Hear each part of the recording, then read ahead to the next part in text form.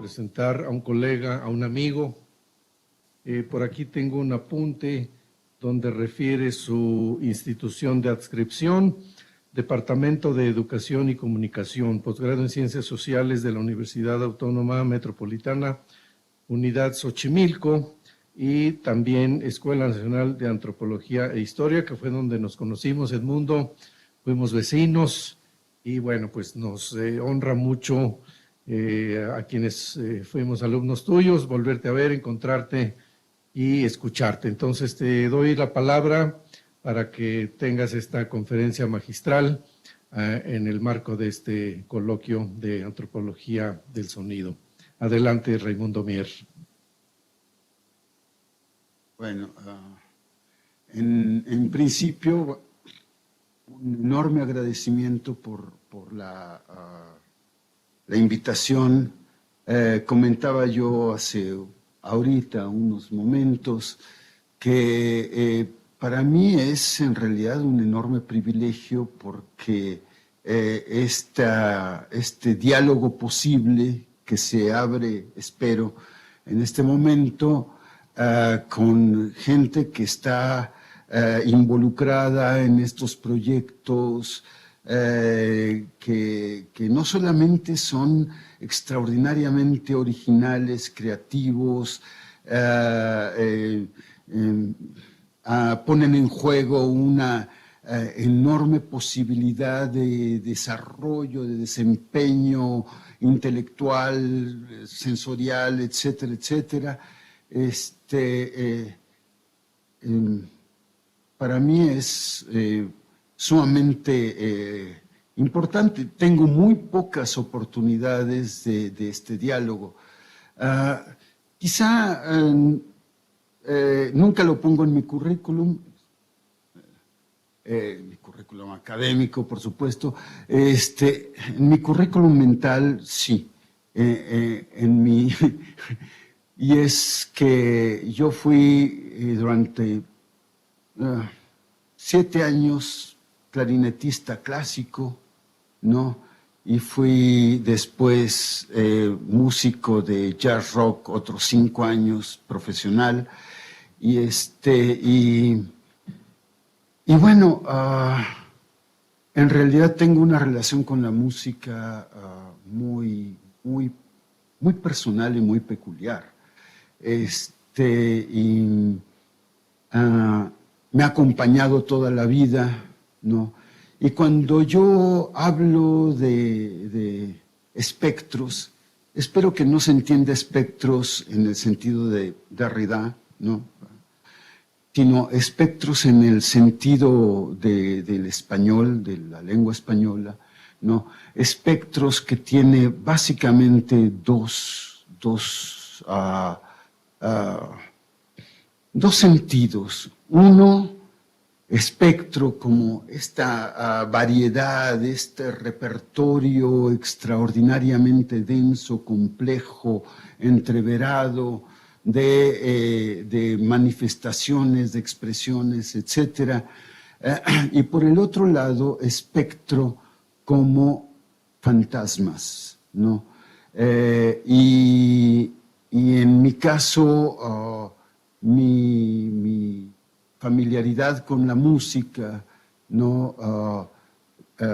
Cuando dejó de ser un compromiso de creación, de trabajo, se volvió realmente una presencia espectral en mi vida, espectral en el buen sentido de la palabra, espectral en el sentido de que me ha acompañado toda mi vida y ha marcado prácticamente la mayor parte de mis experiencias. Bueno, eso alguna vez alguien me lo dijo, Yo me he dedicado a escribir y básicamente a escribir cuestiones académicas, no solo, pero cuestiones académicas. Y alguien me decía, pero es que cuando uno lee las cosas, que uno como que siente la necesidad de leerlas en voz alta, ¿no? Porque hay una especie de condición sonora y rítmica que está presupuesta, que está de alguna manera también involucrada, aunque sea de manera virtual, en la escritura. Y yo creo que sí, y una parte importante de mis fantasmas de todos tipos aparece en relación con la música. Y cuando yo estaba pensando en qué les podría yo traer a ustedes que no supieran, pues nada. Entonces dije, bueno, pues no importa. Muchas gracias. Fue un placer. Como John Cage. A ver, vamos a esperar 3 minutos y nos vamos. Y dije, bueno, quizá un esfuerzo de reflexión sobre todas estas situaciones, condiciones, ¿no? que han marcado mi experiencia personal. Entonces, bueno, la idea de espectros es, por supuesto, una idea perfectamente común, un lugar común, la inmensa variedad de modos de darse de la sonoridad prácticamente abren un repertorio inabarcable. Podemos hablar, por ejemplo, de un primer acercamiento a la idea de sonoridad en sí, ¿no? La idea de sonoridad en sí, que supone una necesidad de comprender los fenómenos vibratorios, los fenómenos de fuerza, de energía, de intensidad, de movimiento sobre todo. O sea, esencialmente la sonoridad es un problema de movimiento, cosa que quizá por la naturaleza prácticamente invisible y a veces intangible de la sonoridad deja de ser patente, pero que es una condición absolutamente fundamental. Y es una condición que no aparece y no apareció nunca trivial. En un abrégé de música, ¿no? Quizá una de las primeras tentativas filosóficas más importantes de acercarse a la música, Descartes, hace un rato, Descartes había ya planteado la necesidad de entender la música en términos de su dualismo ontológico. Es decir, por una parte la dimensión espiritual cognitiva, ¿no? La res cogitans de Descartes, y por la otra la res extensa, es decir, la condición de existencia material de la música. Y esta existencia material, ¿no? Si bien es posible ahora, ¿no? Verificarla en el aire, en el comportamiento energético, termodinámico de las temperaturas, las presiones, las variaciones de presión, etcétera, etcétera. En realidad, en tiempo de Descartes, tenía una expresión fundamental, el cuerpo, ¿no? Donde tenemos la evidencia central de esta relación con la música, en el cuerpo. En el cuerpo, no solamente en la audición, sino en el cuerpo. Es decir, el cuerpo recibe toda la intensidad vibratoria, recibe toda la intensidad, las intensidades energéticas, todo el choque de fuerzas que de alguna manera aparecen distribuidos sobre toda la integridad del cuerpo Y no solamente la integridad del cuerpo, ahora lo podemos precisar con más claridad, sino en otra serie de dimensiones de la sensibilidad. Eso que se llama la propiocepción y la interiocepción, etcétera, que se añaden a la percepción y que de alguna manera revelan la complejidad de la experiencia física de la música. Es decir, la música es algo que no solamente es del orden de la percepción, sino de la propiocepción, es decir, afecta el comportamiento de los músculos, afecta el comportamiento de las terminales sensoriales en distinto tipo de terminales nerviosas referidas a distinto tipo de órganos, etcétera. Es decir, y también la propioceptividad, es decir, está enlazada, y esto fue quizá una de las percepciones más inquietantes de Descartes, ¿no?, con el ámbito de las pasiones. Es decir, la música es esencialmente una dimensión pasional, ¿no? Pasional en el sentido cartesiano, pasional en el sentido de que, como Descartes caracterizaba las pasiones son aquel tipo de perturbaciones corporales que transmiten su fuerza de perturbación al espacio mental, y son también elementos de perturbación del espacio mental que transmiten esta fuerza de deformación o de distorsión o de reacción reactiva, bueno, no importa, al cuerpo, ¿no? Es decir, cuerpo y alma están en lo que después, gracias a Spinoza, se dio en llamar el paralelismo concomitante, es decir, vibraciones en el cuerpo que producen vibraciones en el alma que también repercuten en vibraciones en el cuerpo, y a eso le llamamos pasión, ¿no? A eso le llamamos pasión. Pero Descartes fue más allá y dijo, bueno, detrás de toda esta caracterización pasional hay, podemos ir identificando esas pasiones que el alma puede nombrar.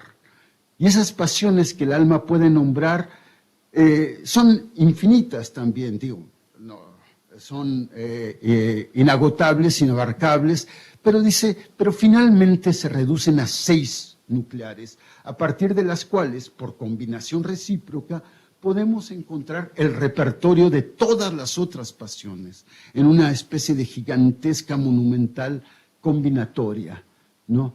¿Y cuáles son estas pasiones? En primer lugar, por sobre todas, la admiración.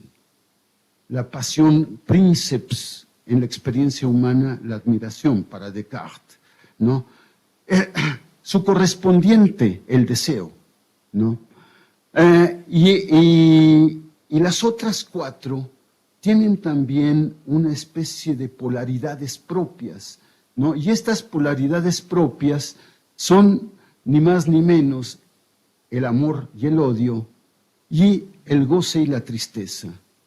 Yo no podría decir estas 6 pasiones para Descartes, ¿no? Bueno, son en realidad el fundamento de la vida anímica de los sujetos, ¿no? Y la música está anclada en esas 6 pasiones fundamentales, ¿no? En principio es del orden de la admiración, ¿no? La música, aun cuando puedas aparecer en algún momento como reiterativa, como repetitiva, no deja de surgir en cada instante como un acontecer. No hay música que no acontezca en cada instante, es decir, cada instante, a pesar de ser una música que hayamos oído 200 veces, la oímos ahorita, y el disparo pasional tiene su propia marca, su propia huella.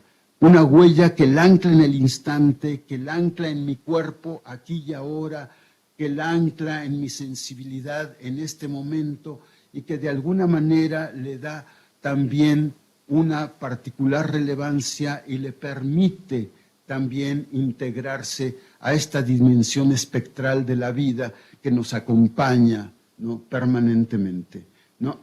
Entonces, bien, la admiración, el deseo, por supuesto.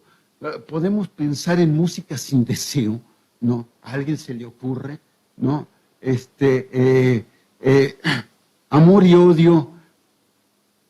La música nos acompaña en todas nuestras experiencias amorosas, sin excepción, y también las otras, también las violentas, también está asociada a esos momentos de quiebre, esos momentos de derrumbe, a esos momentos de extenuación del alma, ¿no? Que de alguna manera aparecen asociados al odio, al sufrimiento, etc. Y por supuesto el gozo, y por supuesto también el dolor. Hay música dolorosa, por supuesto, hay música que uno escucha con un vacío en el estómago,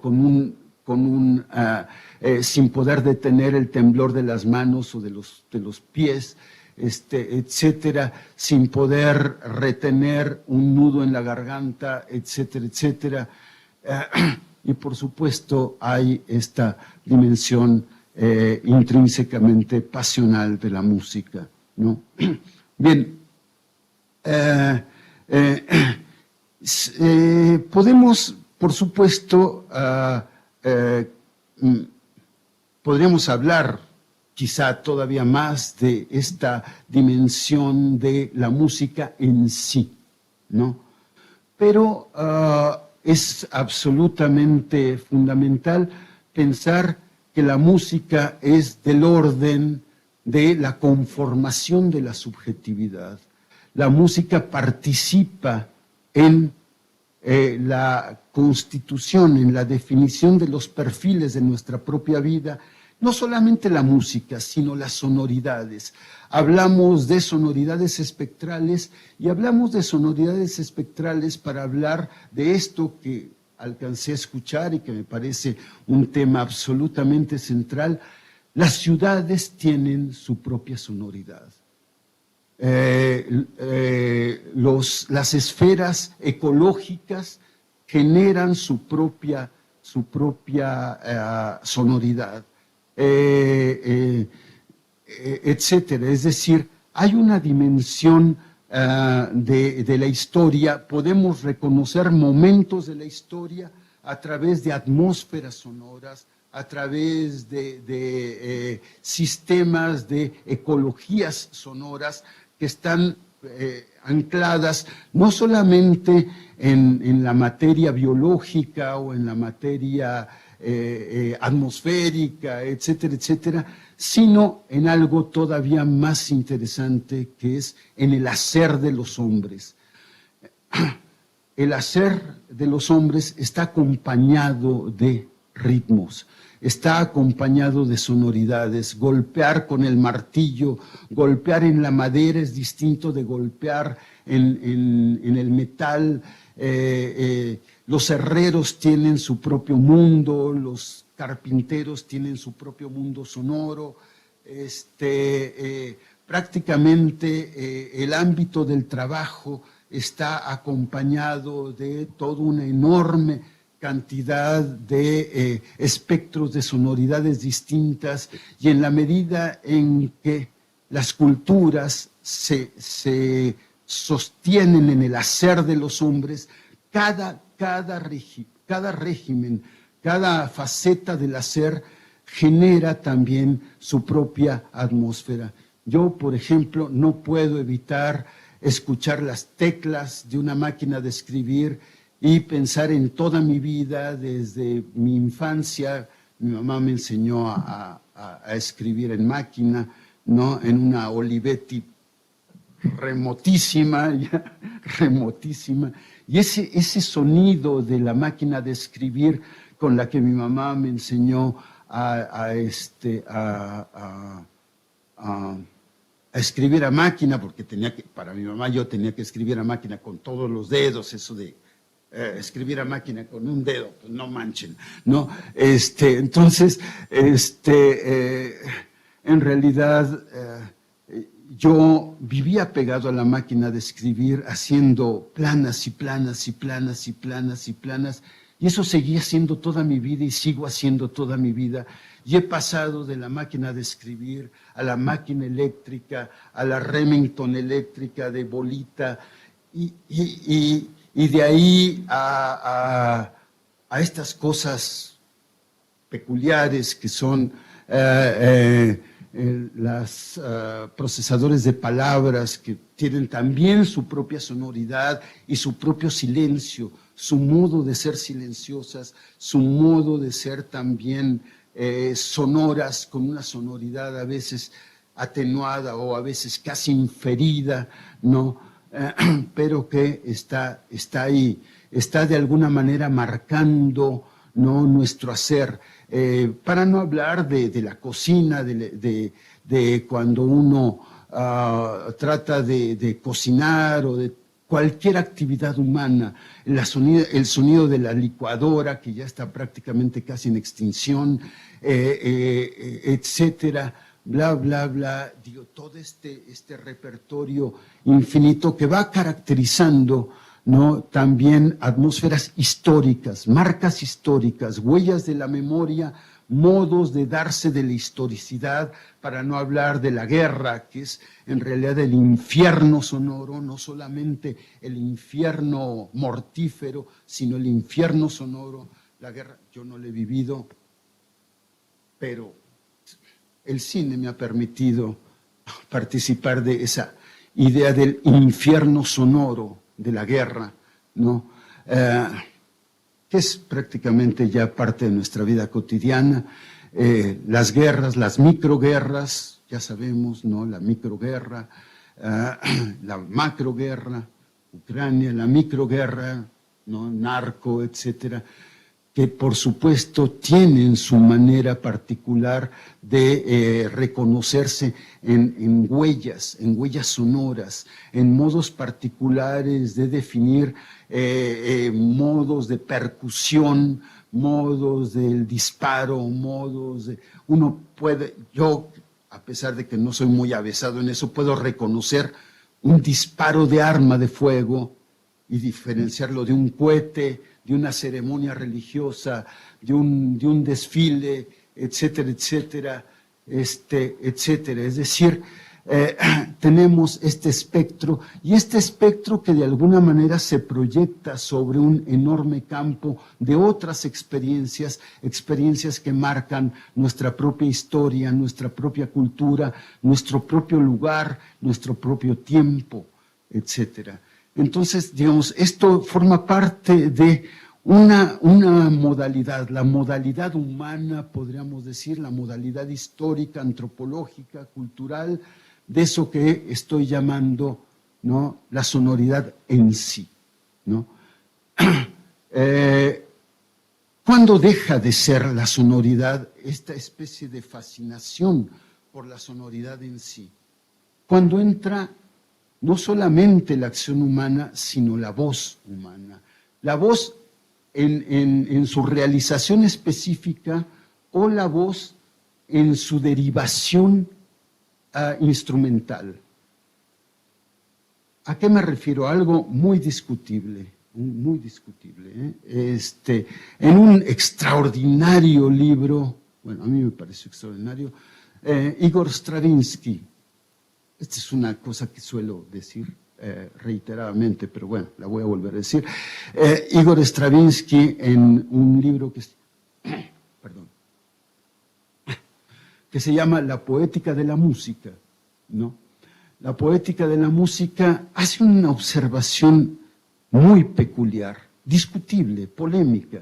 Dice, la mayor parte de los pueblos tradicionales no tienen un término específico para la música y su escucha, ¿no? La experiencia primordial es la musicalidad de la voz. Antes de cualquier otra cosa, antes de cualquier otra experiencia de musicalidad, la musicalidad de la voz es quizá la primera experiencia. Y la musicalidad de la voz, sin duda, la voz más musical es la voz materna, ¿no? Hay ese timbre inolvidable, ese timbre específico de la voz materna, ese modo de frasear, ese modo también de marcar los acentos, Bien, pero en ese momento, en el momento primordial, es pura música, es pura musicalidad, es esta musicalidad primordial que él comienza a reconocer en todo su entorno, en toda su atmósfera, comienza a distinto tipo ya de gérmenes de semantismo, gérmenes de significación. Sabe cuando es una orden, cuando le están dando una orden, cuando le están dando una prohibición, eso no porque entienda la partícula no, porque sabe el acento, conoce el acento. Cuando la madre dice así, está prohibiendo algo, está advirtiendo algo, ¿no? Y cuando dice otra cosa y cuando extiende los brazos y acaricia y dice otro tipo de gamas sonoras, está diciendo otra cosa. El niño comienza su interiorización en el devenir significante del lenguaje, ¿no? A partir de ese momento. Eso que otro de pie, Benveniste llamaba la significancia, ¿no? Suena pedante, sí, pero no hay otra manera de decirlo, lamentablemente. La significancia, que es el devenir significación de algo no previamente significante, ¿no? Este devenir significación de algo que no lo es originariamente, ¿no? Algo que es devenir signo de algo que no lo es, ¿no?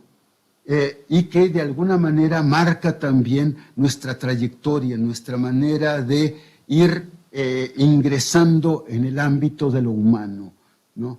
Y eso es ya, ¿no?, una experiencia extraordinariamente compleja, ¿no? De entrada involucra modos de acción, grito, reacción materna, alimentación, contacto corporal, modos particulares de interacción afectiva, modos particulares de transmisión de sensaciones, afectos y también deseo. Y también deseo de presencia, deseo de contacto corporal, que está acompañado también de esta especie de expectación de presencia a partir de la atmósfera sonora, ¿no? Se trata de una experiencia radicalmente compleja, una primera experiencia de expresividad no lingüística, ¿no?, pero donde todas las dimensiones de la corporalidad, ¿no?, participan de esta fisonomía del ordenamiento sonoro, ¿no? Bien, me quedan 10 minutos. Bueno, 9. Voy en los prolegómenos, a los prolegómenos de los prolegómenos. ¿Qué voy a hacer? Bueno, no importa. Bien, la idea de sonoridad está vinculada con la idea de acción recíproca, de reciprocidades, de construcción de reciprocidades en todo el repertorio de las condiciones sonoras y también los modos de regulación. hay también unas formas particulares de regulación que obligan a pensar en una especie de dualismo de la experiencia de la sonoridad. Tenemos la sonoridad que viene de fuera y la sonoridad que viene de dentro, la sonoridad que se procesa de manera interior y la sonoridad que se reconoce como una calidad objetal, ¿no? El objeto sonoro, que puede ser ya claramente el lenguaje. El lenguaje es un objeto sonoro, es un objeto ajeno, extraño, es un objeto que hay que incorporar en la experiencia, pero que de alguna manera también responde a estos patrones espectrales que están ya ahí marcando esta especie de impulso fundamental de la subjetividad y estos modos particulares de ordenamiento de la capacidad expresiva de los sujetos. Hay un dualismo del lenguaje que otro gran pensador, Mikhail Bakhtin, ¿no? Puso ni más ni menos que de relieve, ¿no? Es decir, hay esta necesaria calidad que participa de la sonoridad escuchada del otro, el otro cuando habla, el otro cuando emite este objeto sonoro, y al mismo tiempo esta sonoridad evocada, esta sonoridad construida interiormente, esta sonoridad incorporada literalmente en el cuerpo del sujeto y en el alma del sujeto, en la dimensión pasional del sujeto, que al mismo tiempo son radicalmente extrínsecas una a la otra, pero al mismo tiempo están en una íntima correspondencia.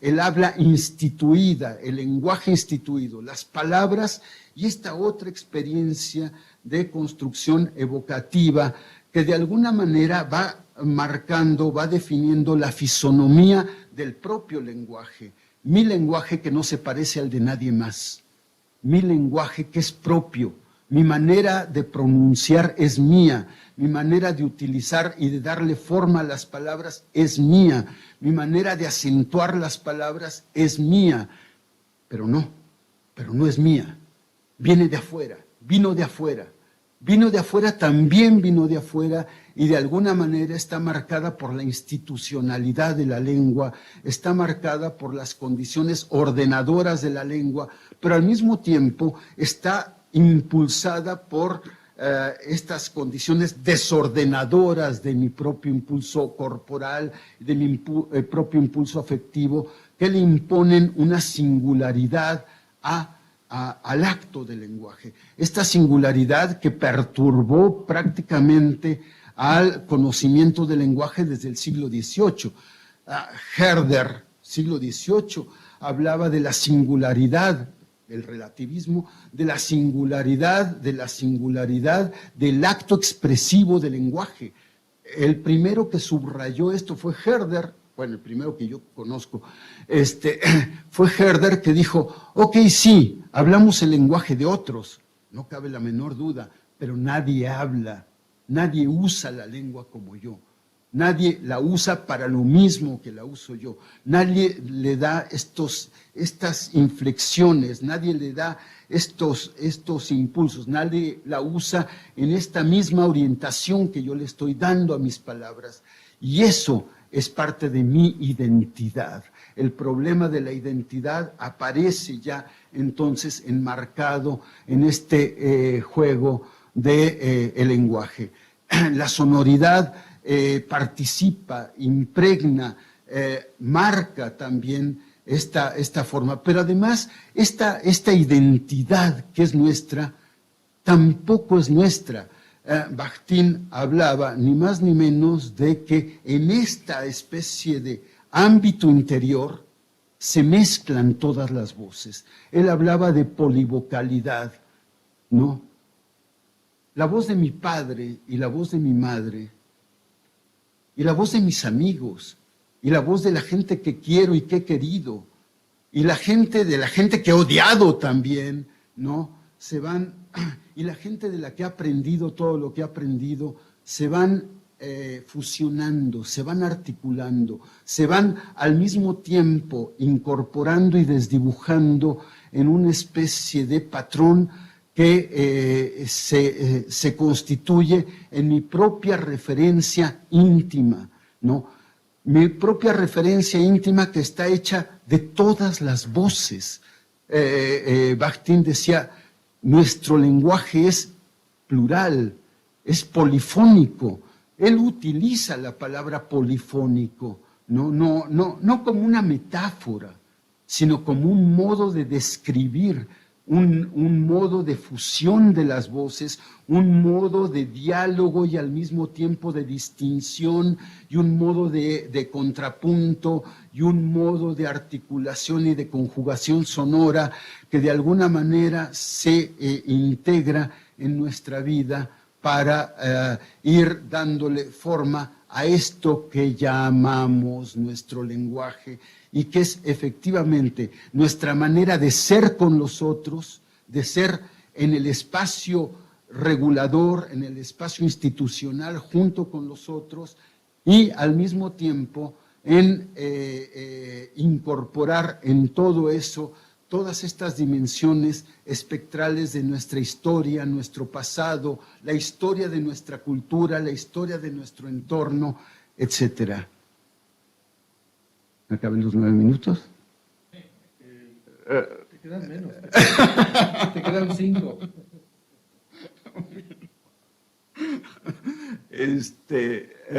Ok. Bien. Por supuesto, en esta dimensión institucional, hay elementos de ese lenguaje también institucionalizado que no dejan de tener una huella particular que es su potencialidad de semiosis abierta, me gustaría llamarle, semiosis abierta, ¿no? ¿Qué quiere decir? ¿Qué estoy tratando de decir con esta cosa pedante también, de semiosis abierta? Quiero decir que, por ejemplo, ¿no? Roman Jakobson y Edward Sapir, todo el mundo de pie, por favor, Edward Sapir, hablan de los universales, cierto tipo de universales sonoros que están en la estructura de la lengua, pero que de alguna manera impregnan nuestro modo de comprender. Por supuesto, hay los ejemplos súper clásicos de cuando queremos decir algo de este tamaño, decimos y, chiquitito es así, ¿no? Grandotote, ¿no? Es o no, ¿no? Y este contraste sonoro que se traduce en un patrón cognitivo, que también se traduce en un modo de aprehensión del propio cuerpo y de un modo particular de integración de la propia sonoridad corporal en estos juegos de lenguaje, lo que Lakoff y Johnson, por supuesto, toman como referencia también para la idea de metáforas, las metáforas que de alguna manera están informando nuestro propio mundo, nuestro propio lenguaje, nuestra propia manera de conocer y de sentir, ¿no? Etcétera, ¿no? Pues están en la estructura de la lengua, no las inventamos nosotros, no es parte de la invención de un sujeto. La estructura de la lengua nos provee de esas condiciones y nos provee también de formas particulares de paralelismo fonético, ¿no? Rima, un experto, uno de nuestros expertos en rima, rimas pareadas, rimas abrazadas, etcétera, que van generando formas abiertas de significación, patrones abiertos de significación semántica, porque no están codificados, no están restringidos no hay un diccionario que nos pueda establecer los modos de significación que se producen a partir de la concurrencia poética de rimas interiores, rimas pareadas, rimas, etcétera, o consonancias o juegos consonánticos y vocálicos en la construcción poética. Por supuesto que se producen atmósferas semánticas propias que están asociadas, digo, si recordamos el extraordinario trabajo, Roman Jakobson y su análisis de los gatos, del soneto de los gatos de Baudelaire, ¿no? Y él reconoce una calidad sonora asociada al tipo de trabajo poético, al tipo de exploración poética de Baudelaire, a su capacidad de ordenamiento de rimas, a su modo particular de organización consonántica y vocálica dentro de los sonetos, y cómo esto le permite impregnar, dice Jakobson, de una especie de sensación de feminidad sus sonetos. Sus sonetos son femeninos por esta impregnación de sonoridades, por este modo particular de juego de sonoridades, de desplazamiento de combinaciones sonoras que prácticamente va marcando toda la organización del soneto de Baudelaire, ¿no? El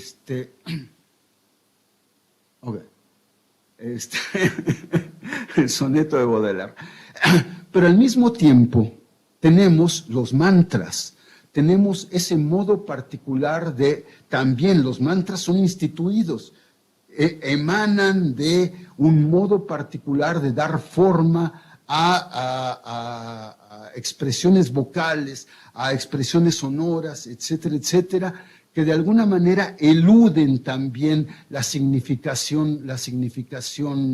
semántica ordenada, y abren también la potencialidad de significación abierta, indeterminada. No, nadie puede establecer nítidamente el significado de un mantra, de una mantra, ¿no?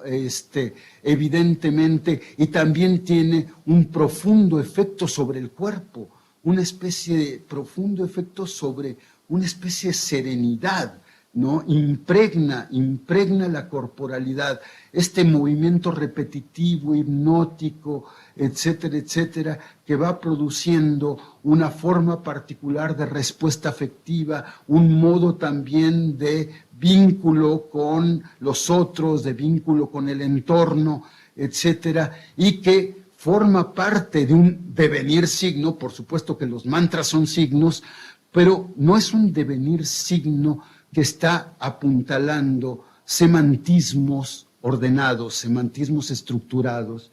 Y lo mismo la glosolalia, hablar en lenguas que constituye uno de los elementos simbólicos fundamentales en cierto tipo de curas chamánicas, etcétera, etcétera, y que permite ordenar la composición dinámica de los rituales de cura chamánica, ¿no? Sobre la base de estas formas vocálicas, que semejan lenguaje. Nadie habla lenguas, eso es una mamada. Nadie habla lenguas, pero estos ordenamientos sonoros, por supuesto que revelan miméticamente, en un mimetismo que no es semejanza. Hay un mimetismo que no es semejanza. Y esta mimesis sonora de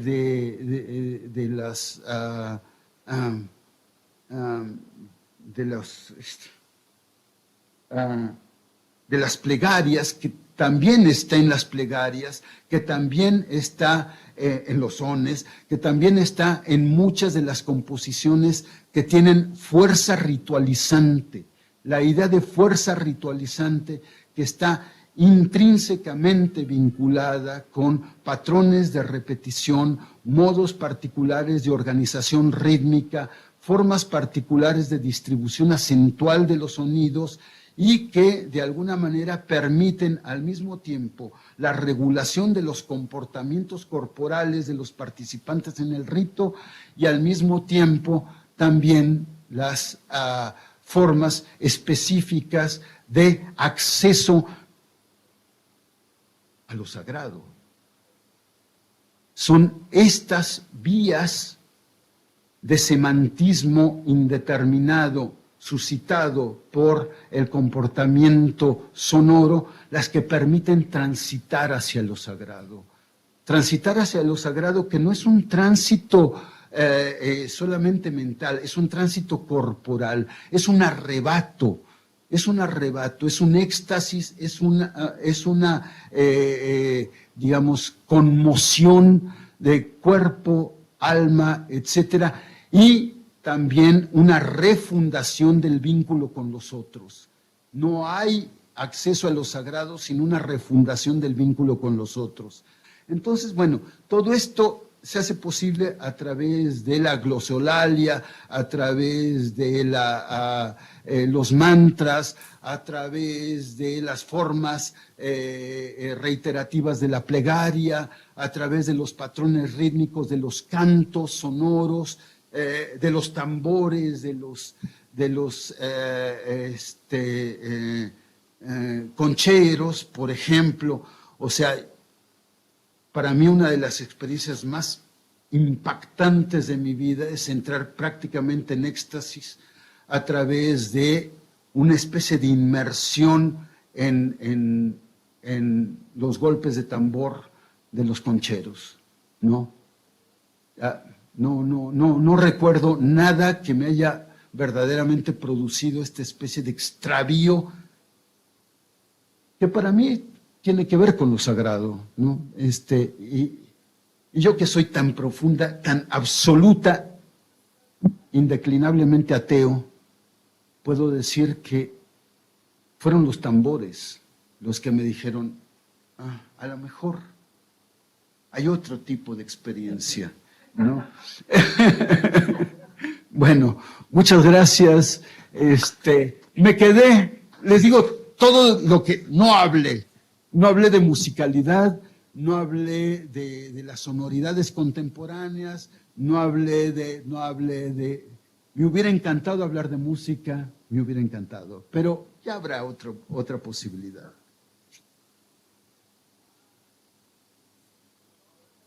Querido Edmundo, desde luego que lo hiciste. Desde luego que lo hiciste. Y caray, qué misión más tirana moderarte, callarte. Perdón. Nadie lo ha conseguido. Déjame, me firmas un autógrafo. Bueno, pues abrimos, de acuerdo con el programa que tenemos, un máximo de 3 participaciones en orden de levantar la mano, Gonzalo, Miguel y Hugo. Por favor, muy breves, lo mismo para tus respuestas. Escuchamos las 3, por favor. Después, Raimundo, por favor. Bueno, en primer lugar, agradecerte, Raimundo, hablando de la voz, ¿no? La voz de memoria, la voz recuerdo. Obviamente me situaste nuevamente en la ENA, en las clases, en tus clases, y en la maravillosa manera de siempre explicar las cosas. Muchas gracias por eso. Tengo obviamente muchas preguntas, pero para no abusar, tengo una pregunta justamente a partir de esto que nos hablas, de ese momento del bebé, del feto que a los 3 años, pero a los 3 meses ya está escuchando y es el primer sentido, ¿no? Y viene al mundo justamente a través del oído y se expresa a través de la voz. Es la voz como expresión, como lo señalabas, esa voz grito, esa voz llanto, esa voz risa, que está de alguna manera, dijera Maturana, sirviendo de acoplamiento estructural con la madre y con el mundo. Y está toda esa sonoridad. Y la pregunta va en el sentido del silencio, ¿no? Porque también pensamos en el silencio, no como oposición, sino justamente como una manera dialógica que se entrevera el sonido, el silencio, y ya que señalaste a Cage, ya que podemos hablar del mismo André Breton, que dice que, bueno, el silencio tampoco existe como tal, que siempre es una relatividad con respecto a la sonoridad. Me gustaría, si pudieras hablar un poco rápidamente sobre ese dialogismo entre sonoridad y silencio. Gracias. Miguel Olmos, por favor. Bueno, gracias Raimundo, nuevamente. Ya sabes que todos los que estamos aquí te conocemos y agradecemos mucho tus palabras desde hace muchos años. Tu conferencia me sugiere muchas cosas, pero voy a ser muy puntual en dos en particular. Hace muchos años yo siempre me estuve preguntando sobre esta ausencia del objeto, este objeto que es difícil de tomar, de agarrar, de aprender, y que se nos puede presentar bajo múltiples modalidades, ¿verdad? Este objeto que puede, en su momento yo le llamaba la alucinación simbólica, ¿no? que puede pertenecer al orden de lo sagrado también, y entonces esta alucinación simbólica está normada en muchos casos, pero en otros casos yo no sé si llamarle alucinación simbólica, pero pertenece más al ámbito de lo delirante. Es decir, el objeto no está normado, sino que está al arbitrio de una serie de delirios colectivos o una serie de delirios individuales en su caso.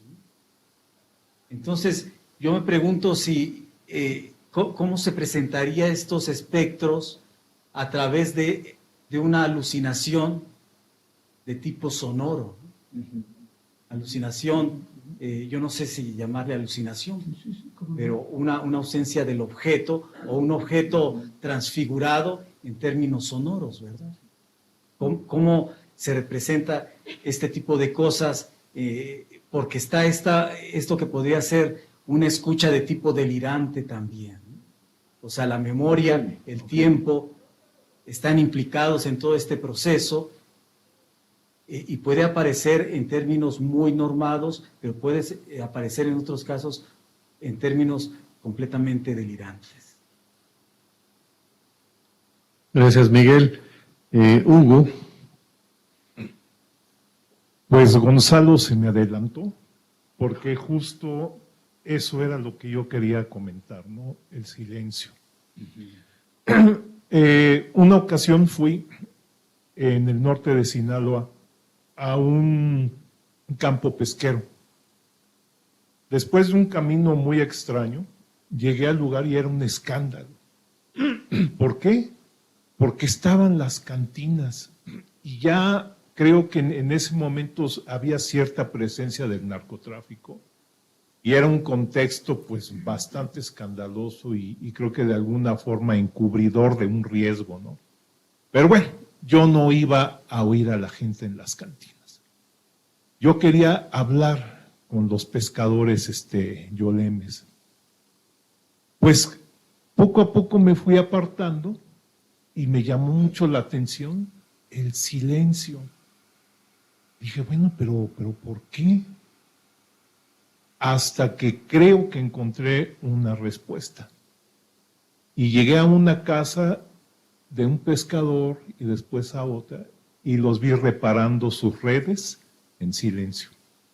Entonces creo que era ahí un estado de introspección muy peculiar que resaltaba totalmente con ese contexto comunitario. Pero también el silencio es culpa, también el silencio es consenso. Sí, sí, sí. Por ejemplo, los guarijó, cuando se hacen juicios públicos, se le da oportunidad al acusado de guardar silencio, mientras los otros, los que lo acusan, lo hacen también. Y cada quien tiene oportunidad de hablar y de guardar silencio, hasta que justamente el silencio de todos se hace uno cuando el acusado admite la culpa y está dispuesto a resarcir el daño, ¿no?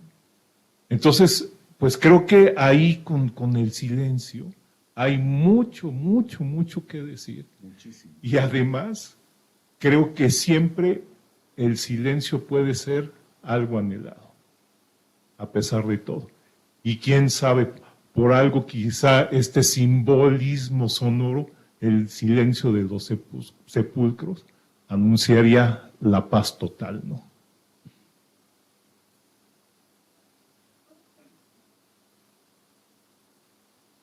Chilonen. Bueno, yo también tenía varias cosas que preguntar, pero rapidísimo. Cuando hablabas de que el espectro de la voz inicia en la garganta, y me vino al recuerdo una imagen de, hay un cuadro de José Benítez, una nierica de Wixárika, y entonces este cuadro de Benítez, la explicación dice: los dioses se buscan por la respiración. Hay un término del canto Wixárika que se llama wawi, que bueno, pues hemos trabajado los etnomusicólogos y los antropólogos, ¿no? Y es una variación, es un canto, es una variación de un canto. Y la gente con la que he trabajado me han dicho, bueno, es que es saber un nombre. Wawi es saber un nombre. Entonces, cuando cantan, saben el nombre. Entonces, la explicación es que si los dioses se buscan por la respiración, porque cuando todo era oscuridad, los dioses se buscan por la respiración, y entonces saben qué divinidad es. Wawi es saber un nombre. Entonces, cuando el maracame emite la voz, todavía es una etapa antes del lenguaje. Es el espectro de la voz el que va a decir el nombre, si es la divinidad de la lluvia, si es la divinidad del lugar sagrado de Aramara, si es la divinidad del fuego, y entonces es esta vinculación de la voz con el espectro de la voz, donde se emite ese timbre, y entonces las divinidades se escuchan de aquí para allá, ¿no? Cuando se está emitiendo. Entonces, bueno, me gustaría que comentaras un poco de la respiración y el espectro de la voz.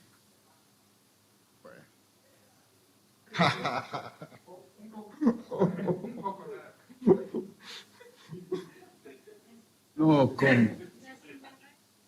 ¿Cómo? No, ok, bien. Trataré de ser breve, ¿no? La idea de silencio es extraño, porque el silencio es reconocible por lo que no es, ¿no? Es decir, por su entorno, por su marco. Es decir, hay una figura en topología que se llama la curva de Jordan, ¿no? La curva de Jordan es, si tienes un espacio abierto indiferente, que podría ser el espacio sonoro, porque el espacio sonoro siempre es un espacio denso, ¿no? Aunque no lo escuchemos, es como la atmósfera. No la sentimos, pero está ahí. Estamos cargando, ¿no?, una tonelada de aire, ¿no? No lo sentimos. Bueno, la sonoridad también tiene esta especie de densidad sonora, ¿no?, que no percibimos. El diálogo tiene un régimen de conformación que está asociado con el vínculo humano. Es decir, una larga discusión en la filosofía alemana contemporánea sobre el problema de la ética, ¿no?, tiene que ver con la ética de la escucha. O sea, el primer acto ético es escuchar al otro. El fundamento ético de la vida es escuchar al otro, ¿no? Es el fundamento ético universal de la vida, ¿no? Y esta especie de exigencia de escucha, ¿no?, genera un contorno. Cuando hay un vacío en ese contorno podemos hablar de silencio, ¿no? Un silencio que es un silencio acotado en un espacio de interacción ritual, necesariamente. Hay otro silencio, el silencio de la plegaria en silencio, no. La plegaria en silencio, que es un silencio de otro orden. Hablemos entonces de una multiplicidad de silencios, ¿no?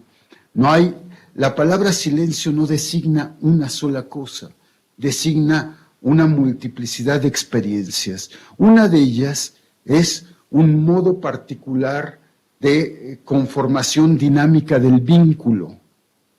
Y ahí el silencio está asociado con la amenaza, dependiendo del tipo de sistema de interacción en el que se inscribe, con la amenaza, con la complicidad, es polisémico.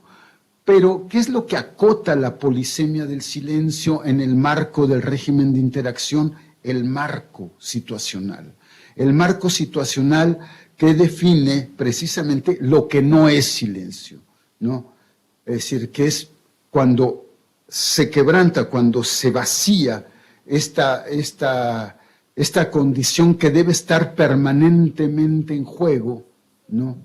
Que es la escucha. La escucha es lo que está permanentemente en juego.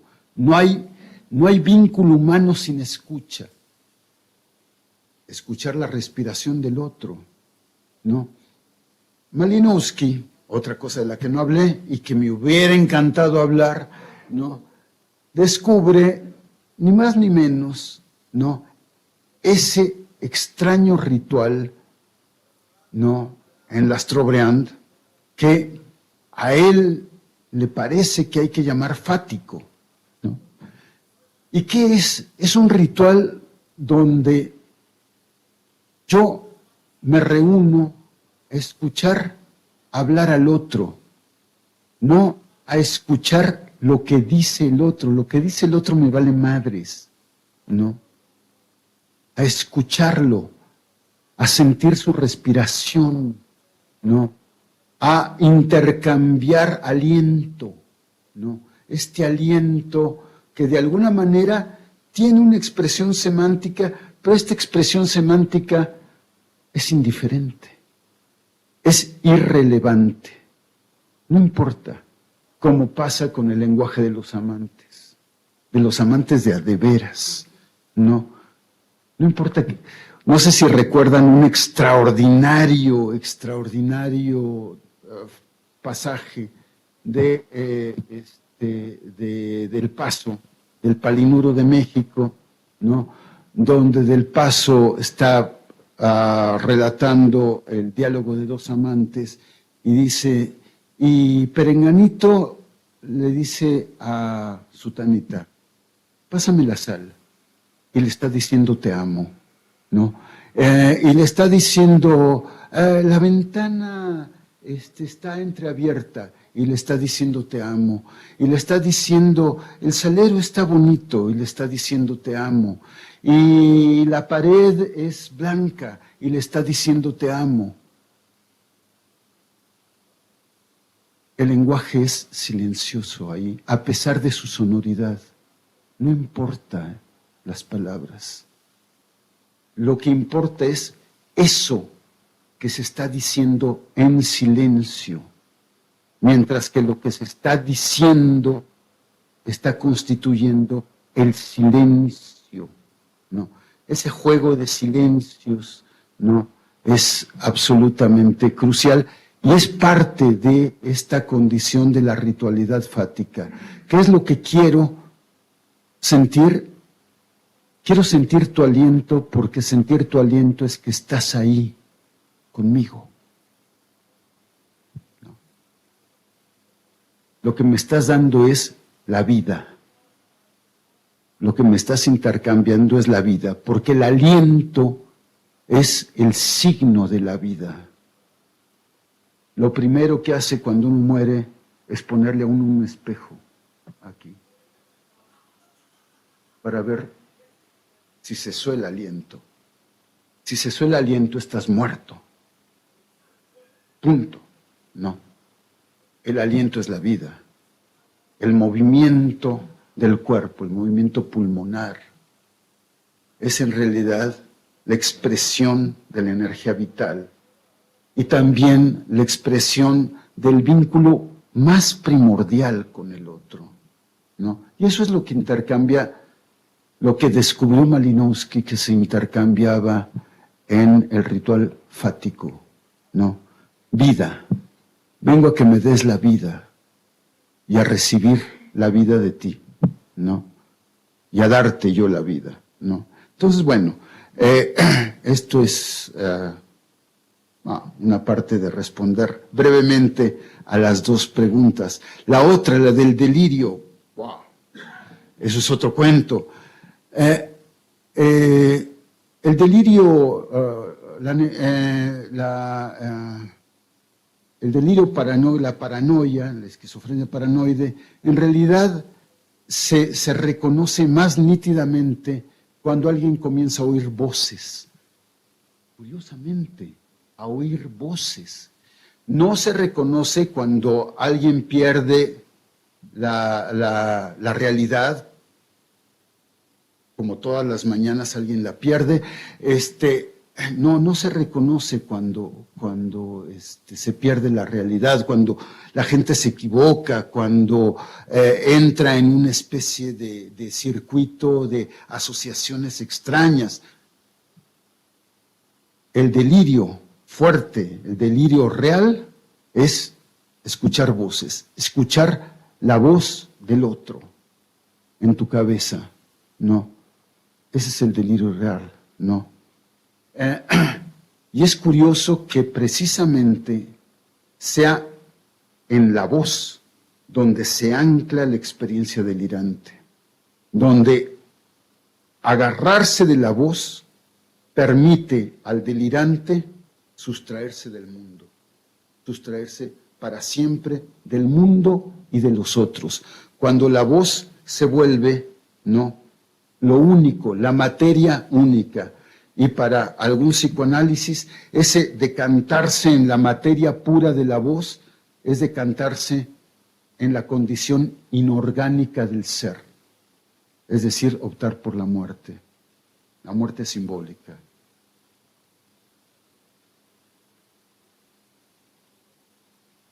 Hablando de pie.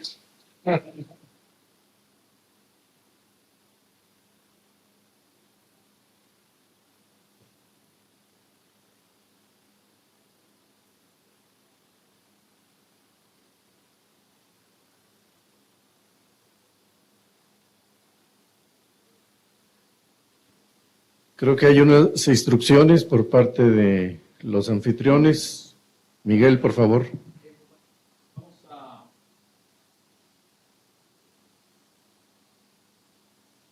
La planta alta inmediatamente subiendo las escaleras. Entonces, bueno, si quieren ir pasando, con mucho gusto, para ir tomando los alimentos. Sí, pueden dejar aquí sus cosas sin problema. Instituto Nacional de Antropología e Historia. Secretaría de Cultura. Gobierno de México.